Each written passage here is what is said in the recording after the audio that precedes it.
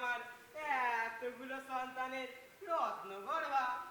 ও তুমি কিছু ভেবো না গিন্নি, ওরা সবাই এক একজন দিক পালাবে। আরে আমি ওদের কোষ্ঠী বিচার করিয়েছি যে ওরা সব ভালো ভালো তিথি নক্ষত্রে যোগে জন্মেছে কিনা। তাহলে আর কি, তুমি তোমার রক্তবীজদের নিয়ে রাজবাটি গমন করো। রক্তবীজ? বাহ গিন্নি বাহ, ভালো বললে তো।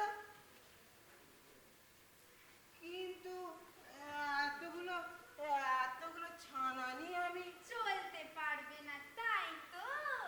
কেন আমি চলছি না? আমি কি থেমে আছি?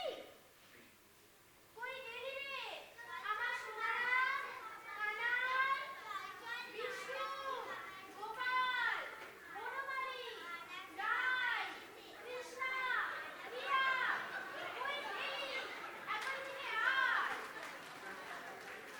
যে বাবা এসেছে, এই তো না।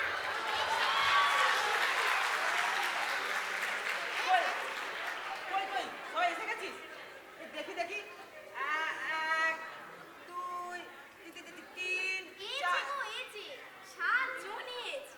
দেখো ষাঁড় বেঁধে দাঁড়িয়ে গেছে তোমার আদরের অপেক্ষায়। ও তাই বলো, আমার আদরের অপেক্ষায়। ওই শোন শোন, আমরা সবাই রাজবাড়িতে ভোজ খেতে যাব। যার যেটা পছন্দ পেট পুড়ে খাবি। হ্যাঁ বাবা বাবা বাবা আমি কোনটা খাবো? বাবা বাবা বাবা আমি মিঠাই খাবো। বাবা বাবা বাবা আমি জিলিপি খাবো। উফ, খাবি কোন, শুধু খাই খাই। বাবা বাবা বাবা আমি খাই খাই খাবো। আহ, চুপ করো তো বড়া। বাবা বাবা আমি কোনটা খাবো? উফ, একদম চুপ। খাবি আমার পিন্ডি। বাবা বাবা বাবা আমি পিঠে খাবো। সারা বলে কি আমার আমার পিন্ডি খাবে? ও গিন্নি, এরা কারা? না, আমার পিন্ডি খাবে। আমি কোথায় যাই? আমার পিন্ডি খাবে। আমি আমি কোথায় যাই? যাচ্ছ কোথায়? আমি একা ঘরে জ্বলে মরি, আমার হাড় মাস সব এক হয়ে গেল। এবার তুমি একটু সামলাও, আমি চললাম বাপের বাড়ি। ও গিন্নি, তোমার হাতে ধরি, তোমার পায়ে পড়ি। লক্ষ্মীটি, তুমি বাপের বাড়ি যেও না। তুমি চলে গেলে আমি আর বাঁচবো না গো। এখন কেন এসেছো? যত সব আদি খেতা। এই তোরা সব নিয়ে আয়, আমি খেতে দেবো। আচ্ছা মা, চল চল নিয়ে আসি, চল চল নিয়ে আসি, চল চল নিয়ে আসি। আর এই যে শোনো, তোমারও সব কথাই কিন্তু আমি ভুলছি না।